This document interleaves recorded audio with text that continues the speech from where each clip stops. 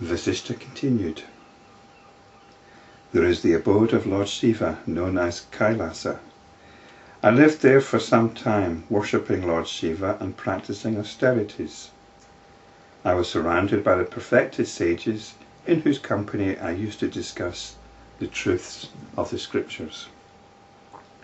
One evening I was engaged in the worship of Shiva. The entire atmosphere was filled with peace and silence. In that forest the darkness was so dense that it appeared to be solid enough to be cut with a sword.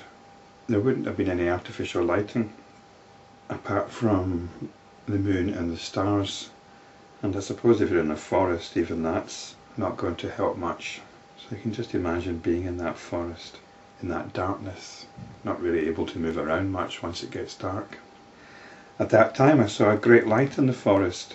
With the external sight I saw that light, and with my insight I inquired into its nature.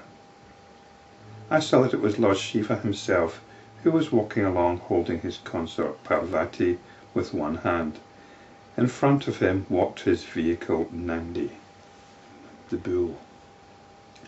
Making way for the Lord, I made the divine presence known to the disciples assembled around me, and proceeded to where the Lord was. I saluted the Lord and offered him due worship. I remained for a considerable time, feasting my eyes on the divine vision. Lord Shiva then said to me, "Is your austerity proceeding satisfactorily, without any obstacles? Have you attained that which is worthy of attainment, and have your internal fears ceased?" In response I said to the Lord, "Supreme Lord, they who are fortunate to be devoted to Thee find nothing difficult of attainment, and they do not experience fear at all. Everyone in the world salutes and prostrates to those who are devoted to You and who constantly remember You. Only they are countries, they are cities, they are directions and mountains, where people who are solely and wholeheartedly devoted to You dwell. Your remembrance is the fruit of merits acquired in the past births, and it is also the guarantee of still more blessedness in the future. Your constant remembrance, O Lord, is like the pot of nectar, and is the ever-open door to liberation. Lord, wearing the precious and radiant jewel of Your remembrance, I have trampled underfoot all the calamities that might otherwise torment me in the future. Lord, though by Your grace I have reached a state of self-fulfillment, I am eager to know more about one thing. Pray enlighten me. What is the method of worshipping the Lord, which destroys all sins and promotes all auspiciousness?"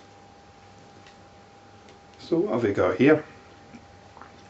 We've got worshipping of a god, or the god, or God,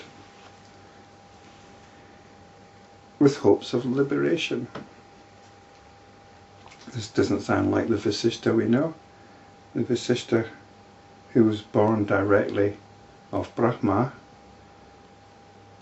being a devotee of Shiva, and ascribing his insights to Shiva's grace.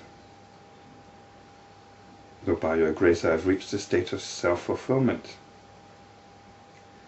But there's more to this than meets the eye. And notice the kind of dialogue between Shiva and Vasishta.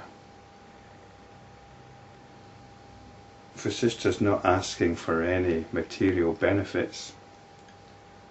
He's not asking for a son or health. He wants to know how all sins can be destroyed and all auspiciousness accrued, and what's the correct way of worshipping Shiva. All will be explained in the next part.